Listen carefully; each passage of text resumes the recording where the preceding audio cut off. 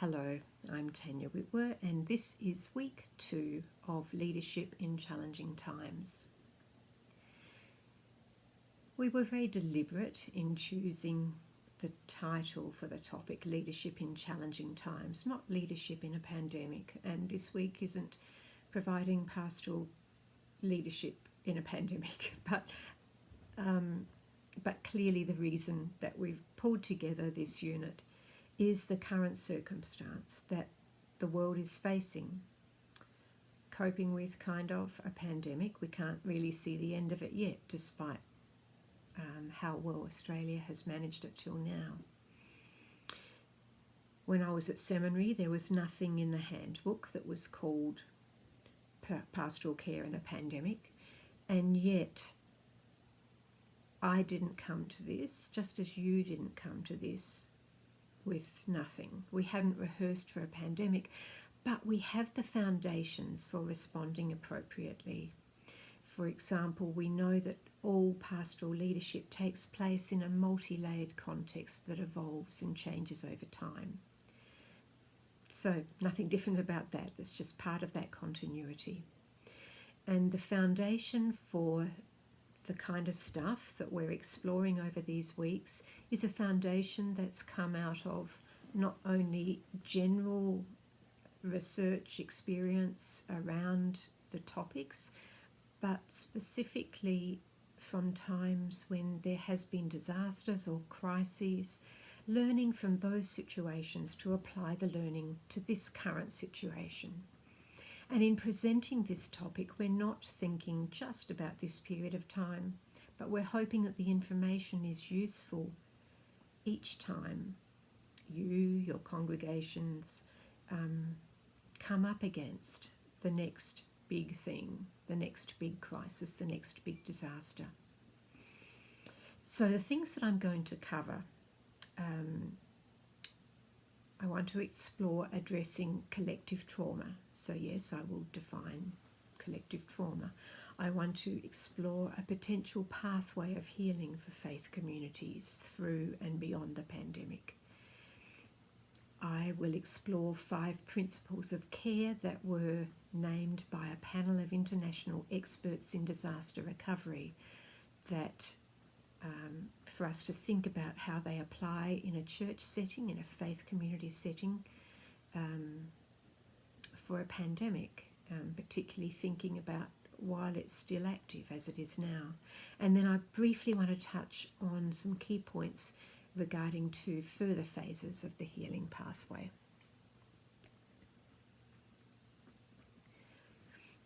One of the unexpected blessings of COVID-19 has been the speed with which many congregations were able to implement systems of pastoral care and provision for worship in unusual times. In my own congregation, people that were previously not that involved have volunteered for technical roles. Others have re-engaged, are coming into worship even though they hadn't been for years for one reason or another. People that have moved away geographically are joining our Zoom church, and we're really sad if and when it comes to an end. The immediate issues of providing spiritual nourishment are being addressed in creative and thoughtful ways all over the world. So again, my congregation, we have a Zoom worship to allow a lot of interaction. There's a YouTube which looks a bit like the man out the front doing stuff, except no, he does make sure that there's other people too. And then there's the worship at home, which is mailed out to people. There are people who are keeping check on others. So as a congregation, we're trying to make sure that everyone is still connected. And again, that's happening everywhere. But we know that the impact of the COVID-19 pandemic on faith communities will continue far beyond the timelines in the briefings of the infection control specialists. It's been a pretty good ride for us here in Australia. The combination of the strong public health system, informed leadership that will take notice of the health experts, and our watery border has meant that most of our communities are just not suffering the helplessness and overwhelming loss that many other nations are experiencing. But even for us, the current situation includes 3 of the key criteria that have been identified for predicting disasters with the greatest impact. So the first, loss of and threat to life. As I record this, Australia has only lost 102 people to COVID-19, and many of them have been elderly. And yet we know that it's not only the elderly that die from or suffer greatly from COVID-19, and that threat to life has been there for all of us. We're not feeling it so much now. We were feeling it more at the beginning when we really didn't know how far the infection would spread through the community. So 1, loss of and threat to life. 2, the breadth of the effect. In this case, it's not just a whole valley. It's not even a whole region, a whole state. It is the whole world. So that's the second one. 3rd, serious and ongoing financial implications. And if you listen to the news at all or read things on social media that have come from economists or the government, you'll know that while it is expected that many businesses will be back on their feet, certainly with things running pretty well normally by the end of next year, that for many individual families and communities, the economic implications of this, the way that, businesses that actually could not survive the pandemic, businesses who had to really change their way of doing things, banking institutions, money institutions that have really had to rearrange how they're doing things, people who had to go into a lot of debt to keep their houses, people who lost their houses, families where things that they'd been doing for 4, 5, 6 generations, suddenly they could no longer do because they'd lost it. All of these things mean that for many people in our communities, the impact is going to be felt for a generation, not just to the end of next year, but for a very long time. And our church families, similarly, it will be a long time. I use the word collective trauma. Collective trauma is a word that was coined in the mid-70s by someone who was examining a flood caused when a dam was not built strong enough, to refer to that complicated interplay of individual and communal responses to a tragedy that's affected an entire community or society.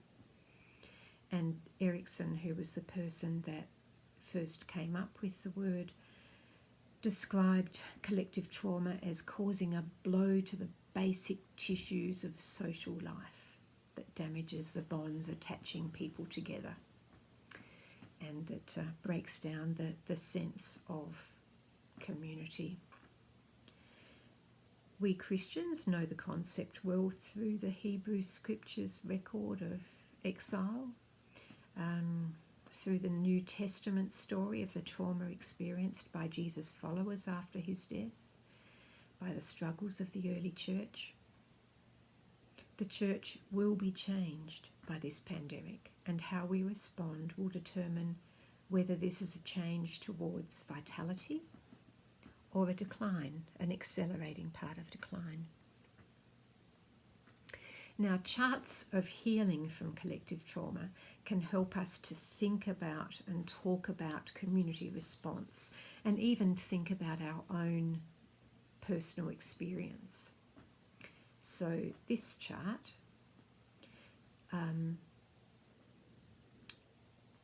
is one that I put together by basing it on research on previous disasters. It's based very heavily on a couple of other charts that I found in fantastic website, which I need to get the name of. I see the Institute for Collective Trauma and Growth. The charts they had were based on short-term disasters, short-term crises. I had to think about what I knew about recovering from a pandemic, both from history and from the kind of predictions that the health people have given. I said in the webinars in week 1 that I was going to be working more with the graph that Craig was sharing with you. Now, when you look at my graph, you think, well, that doesn't look like Craig's. Well, that's because it's upside down. Craig's graph, I suppose you could say it was kind of like about adrenaline. Mine is about emotional well-being. So what I'm trying to plot on this line is emotional well-being. Let's just talk along that line a little bit. Pre-disaster phase, we knew something was happening as far as an epidemic in China went. We didn't know whether it would be like some of those we've experienced, like SARS, like Ebola, where an epidemic did not become a pandemic. In fact, even when it seemed as if it had spread to many parts of the world, it still wasn't fitting the criteria. We didn't know what would happen. Would it get to Australia? And if so, would it be a major problem here? So there was just that warning, perhaps a little bit of preparedness, starting to think about it. And then when it was clearly here in Australia and spreading, we were in that place of threat. So we moved from the pre-disaster phase into the impact phase. And with the impact phase comes a quick loss of emotional well-being and morale. When we come towards the end of the phase, so let's just go even just a few weeks away, when in Australia things will open up. It's going to be really quite messy in terms of how we think about it, related to a standard disaster. You know, a bushfire comes through and eventually is put out. And there's a time where we say, okay, there's still logs smouldering, but the immediate threat has finished. With this one, we're starting to open up, but there's still an edginess. So the kinds of things that I can predict from major disasters are going to be just a little bit different about this one. Once we move out of the low morale from the direct impact, we often go through a phase that's identified as the heroic phase. The heroic phase is, I suppose, more the time when you're holding the memorial services for the people that died and couldn't have big funerals, when you're cleaning up the church and getting ready for it to be completely open again. And morale is increasing. You're doing things, you're working together as a community to get over this time that we were pulled apart. However, that is not usually the end of the negative emotional impact of something like this. It is highly likely there will be a disillusionment phase, which could last quite a long time. Disillusionment, as you realise that while we said we were all in it together, actually it really will have pulled us apart. There'll be people for whom it was a minor inconvenience, who enjoyed working at home, whose income has been stable, who've been able to keep up relationships with friends and family by Skype, or because they happen to share a household with significant people, things like that. There will be people, on the other hand, who have really been threatened by the disease, who threatened either because they became seriously ill and are left with a body which is much less robust than it was before, or people whose livelihood has been really weakened by the things we had to do to try and stop the pandemic in Australia. And then there are those for whom the pandemic will have been the end of the livelihood, the end of a way of life their family may have had for generations. In the congregation, there's going to be all kinds of things that have broken relationships. We'll look at that more in one of the future videos. Trust me, disillusionment time, and likely that the emotional well-being and morale falls a lot deeper than it actually did during the pandemic, when everyone was feeling like they were doing what they needed. We were pulling together to make things work to stop the pandemic. And so then there's the long climb out of that, working through grief of all kinds and eventual reconstruction and integration.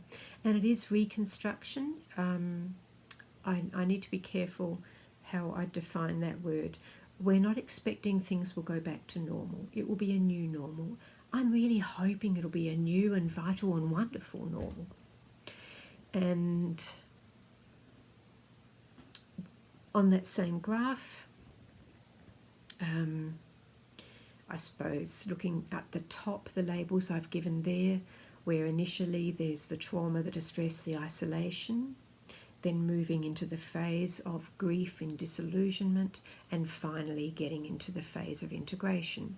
And down the bottom I've got the basic role for pastoral leaders. The immediate ministry response, all happened, done and dusted, still keeping going, but the initial thinking has been done. Then the period about to start now, where we need to think about initiating, if we haven't already, intervention to help people survive the next phases. And it may well be that training a group of people around us in emotional and spiritual care is going to be part of it. And it would be unhelpful to jump straight into leadership training for ministry vitality. We need to get through the really hard bits first. But then, when the time's right, that we've thought about how we can, who we'll be working with, and how we can work together to really build a very positive future for our faith communities. I'm thinking that's enough for video 1. Oh, maybe there's one more thing I need to say, still referring to that same graph. There's a whole heap we don't know about the virus still. We don't know how long it will be before it can be considered controlled, whether that controlled means because there's a vaccine, or whether it will be that we've learnt how to address it so that people are not dying unexpectedly. The time scale on the graph that I gave is really hard to estimate for normal disasters within a community. Going through that whole cycle can be 1 to 5 years long, but those traumatic events have been smaller in scope, shorter in the time period they've been through, and so I would be predicting that we're talking about a 10-year or maybe even a generation now for working through the impact of this epidemic.